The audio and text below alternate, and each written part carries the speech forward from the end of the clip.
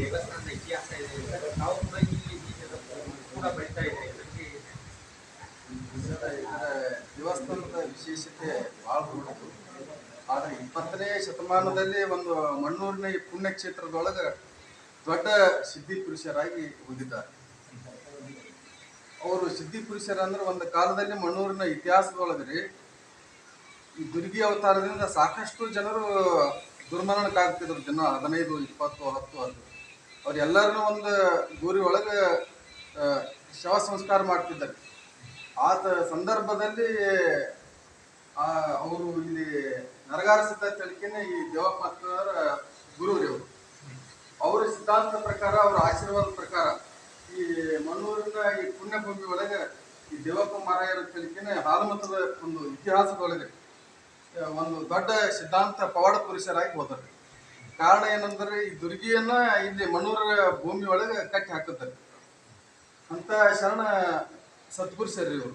ಅಂದ್ರೆ ಬೇರೆಯವರಿಗೆ ಜನರಿಗಾಗಿ ಇವರು ಮರಣ ಕೊಟ್ಟವರು, ಆತ್ಮ ಇದು ಕೊಟ್ಟವರು. ಇಲ್ಲಿ ಪ್ರತಿಯೊಬ್ಬ ಭಕ್ತರು ಬೇಡಿದ್ದನ್ನು ಭಕ್ತಿಯಿಂದ ಏನೋ ನಡ್ಕೋತಾರಲ್ರಿ, ಅವರಿಗೆಲ್ಲ ಬೇಡಿದ್ದನ್ನು ಕೊಟ್ಟು ಪೂರೈಸಿದ್ದಾರೆ. ಅಂತ ಶ್ರೇಷ್ಠ ಸಿದ್ಧಿ ಪುರುಷರು. ಈ ಉದಾಹರಣೆ ಹೇಳ್ಬೇಕಪ್ಪ ಅಂತಂದ್ರೆ ಈಗ ಡೋಣಿ ಮಾದಪ್ಪ ತೇಕಿನವರು ಅವರು ಬರ್ತಾರೆ. ಅವ್ರಿಗೆ ಸುಮಾರು ಒಂದು 4-5 ಹೆಂಗಾದ್ರೂ ಮಕ್ಕಳು ಆಗಿರ್ಲಿಲ್ಲ ಅವ್ರಿಗೆ. ಅವ್ರಿಗೆ ಒಂದು ದಿನ ಏನಪ್ಪ ಅಂತಂದ್ರೆ ಈ ದೇವಮೂರ್ತಿಯವರು ಸಾಕ್ಷಾತ್ ಕನಸಿನಲ್ಲಿ ಬಂದು ಇಂಥ ಮಾರ್ಗಂಬ ನರಗಾರ ಸಿದ್ಧ ನನ್ನ ಗುರುವಿಗೆ ಮಾರ್ಗಂಬನಿ ನಿರ್ಮಾಣ ಮಾಡಿದಪ್ಪ ಅಂತಂದ್ರೆ ನಿನಗೆ ಸಂತಾನ ಭಾಗ್ಯ ಪ್ರಾಪ್ತಿ ಆಗ್ತದೆ ಕನಸಿನಾಗ ಬಂದಾಗ ಹೇಳ್ದಕ್ಕಾರೆ ಅದರಂತೆ ಮುಂದೆ ಮಾದಪ್ಪ ಡೋಣಿ ಅವರಿಗೆ ಮಕ್ಕಳ ಸಂತಾನ ಭಾಗ್ಯ 3 ಮಕ್ಕಳು ಅದ್ರು. ಆ 3 ಮಕ್ಕಳು ಆದ ಕಾರಣದಿಂದ ಅವರ ಸಂತೋಷದಿಂದ ಇಂಥ ಗುರು ಇಂಥ ನನಗೆ ಹಿಂಗ ವಾಕ್ಯ ಹೇಳಿದ ಪ್ರಕಾರ ಸಿದ್ಧಿ ಐತಲ್ಲಪ್ಪ ಅಂತ ಹೇಳ್ತೀನಿ. ಈ ನರಗಾರ ಸಿದ್ದನ ಗುಡ್ಡದಲ್ಲಿ ಒಂದು ಮಾರ್ಗಂಬ ಇದೆ ಸಾಕ್ಷಾತ್ ನೋಡ್ಲಕ್ಕೆ. ಅದರಂತೆ ಹೀಗೆ ಬೇಡಿದ ಭಕ್ತರಿಗೆ ಎಲ್ಲ ಕೊಟ್ಟರೆ. ಆಮೇಲೆ ಇನ್ನೊಬ್ರು ಕುಡುಗನೂರು ಕಲ್ಯಾಣ ಸಪರತೆ ಬರ್ತಾರೆ, ಅವರಿಗೂ ಮಕ್ಕಳ ಭಾಗ್ಯ ಅದು ಕಲ್ಪಿಸಿಕೊಟ್ಟಿದ್ದಾರೆ. ಇಂಥ ಆಶೀರ್ವಾದದಿಂದ ಅವರಿಗೂ ಮಕ್ಕಳಾಗಿದ್ದಾರೆ. ಹೀಗಾಗಿ ಅವರು ಇಲ್ಲಿ ಕೆಳಗಡೆ ಇದ್ರ ಒಂದು ಮಾರ್ಗಂಬ ಅವರು ತಮ್ಮ ಕಾಣಿಕೆ ರೂಪದಲ್ಲಿ ಕಟ್ಟಡ ಕೊಟ್ಟಿದ್ದಾರೆ.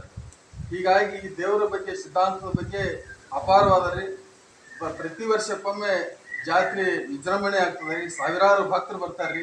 ಎಲ್ಲ ಹಿರಿಯರು, ಹಾಲು ಮತದವರು, ಅಲ್ಲದೆ ಸರ್ವಧರ್ಮದವರು, ಎಲ್ಲ ಜಾತಿಯವರು ಸೇರಿಕೆನೆ ಕೂಡಿ ಪ್ರತಿ ವರ್ಷ ಇಲ್ಲಿ ಬಹು ವಿಜೃಂಭಣೆಯಿಂದ ಜಾತ್ರೆ ಮಾಡ್ತಾರೆ. ಬೇಡಿದ ಭಕ್ತರಿಗೆ ಬೇಡಿದ್ದು ಪಟ್ರ ಕಾಮಧೇನು ಕಲ್ಪವೃಕ್ಷ ಎಲ್ಲವನ್ನ ಭಕ್ತಿಯಿಂದ ಬೇಡಿದ್ರೆ ಎಲ್ಲವನ್ನ ಸಿಗ್ತದೆ ಅಂತ ಹೇಳ್ತೀನಿ. ಹಿರಿಯರು ಹೇಳ್ಕೊತ ಬಂದಿದ್ದರೆ ಸಾಕಷ್ಟು ಉದಾಹರಣೆಗಳು ಕೂಡ ಅದಾವ್ರಿ. ಸಿದ್ಧಾಂತ ಒಂದು ಹಾಲು ಮತ್ತು ಇತಿಹಾಸಕ್ಕೆ ಒಂದು ಪೀಠ, ಇಲ್ಲಿ ಒಂದು ಬಹಳ ದೊಡ್ಡ ಇತಿಹಾಸ ಆಗಿದೆ ಅಂತ ಹೇಳ್ತೀನಿ. ಒಂದು ಹಿರಿಯರಿಂದ ಬಂದಿದ್ರಿ. ನಾವು ಆದ್ರೂ ಕಣ್ಮುಂದೆ ಕೆಲವೊಂದು ಸಾಕಷ್ಟು ಪವಾಡಗಳನ್ನು ಈಗ ಭಕ್ತಿಯಿಂದ ನಡ್ಕೊಂಡ್ರೆ ಆಗಿದಾವೆ. ಯಾವ ತರ ಪವಾಡ ಆಗಿದೆ ಸರ್? ಯಾವ ತರ ಪವಾಡಗಳಾಗಿದೆ? ಪವಾಡಗಳಪ್ಪ ಅಂತಂದ್ರೆ ಈ ಸದ್ದ ಊರಲ್ಲಿ ಈಗ ನಮ್ಮ ಮುಂದೆ ಒಂದು ಉದಾಹರಣೆ, ಸುಮಾರು ಈಗ ಮಾದೇವರು ಕುನ್ನೂರವರಿಗೆ ಬಹಳ ಸುಮಾರು ವರ್ಷ 20 ವರ್ಷ ಆದ್ಮೇಲೆ ಅವರಿಗೆ ಒಂದು ಮಗು ಐತ್ರಿ. ಅವ್ರು ಯಾಕಪ್ಪ ಅಂತಂದ್ರೆ ಇಲ್ಲಿ ನರಗಾರ ಸಿದ್ಧನಲ್ಲಿ ಅವರು ಸದಾ ಅವರು ಹಿರಿಯರಿಂದ ಭಕ್ತಿಯಿಂದ ನಡ್ಕೊತ ಬಂದದ್ದು. ಇಂಥ ಉದಾಹರಣೆಗಳು ನಾವು ಕಣ್ಣು ಮುಂದೆ ನೋಡಿದ್ರಿ. ತಾವು ಬುಕ್ ಬೇರೆ ಬರಿತಾ ಇದ್ರಿ ಅಂತಲ್ಲ ಸರ್? ಹೌದ್ರಿ ಸರ್. ಅದು ಏನೋ ಗುರು ನರಗಾರ ಸಿದ್ಧದಿಂದ ಒಂದು ಏನೋ ಅವ್ರ ಮೇಲೆ ಅವನ ಆಶೀರ್ವಾದದಿಂದ ಅದು ಬರೆಯಂತ ಒಂದು ಸಂಕಲ್ಪ ಬಂದಿದೆ ರೀ. ಮಣ್ಣೂರದ ಒಂದು ಆಲಮಟ್ಟದ ಒಂದು ಪೀಠದ ಒಂದು ಇತಿಹಾಸ ದೊಡ್ಡದ ರೀ. ಆದರೆ ಲೇಖಿ ಯಾವುದನ್ನಿಲ್ಲ. ಅದೊಂದು ಲೇಖಿ ಶಾಶ್ವತವಾಗಿ ಉಳಿಬೇಕು ಅನ್ನೋಂಥ ಒಂದು ಸಂಕಲ್ಪದಿಂದ ಅದು ಬರಿತಾ ಇದ್ದೇನ್ರಿ. ಅದು ಪೂರೈಸಲಿ ಅಂತ ಹೇಳಿಕಿನೇ ನರಗಾರ ಸಿದ್ಧ ಮತ್ತು ದೇವರಾಮೂರ್ತಿಯವ್ರ ಬಳಿ ನಾವು ಸದಾ ಅದರ ಅವ್ರ ಆಶೀರ್ವಾದ ಬೇಡ್ಕೊತಾ ಇದ್ದೇವೆ. ನಿಮ್ಮ ಹೆಸರಲ್ಲ?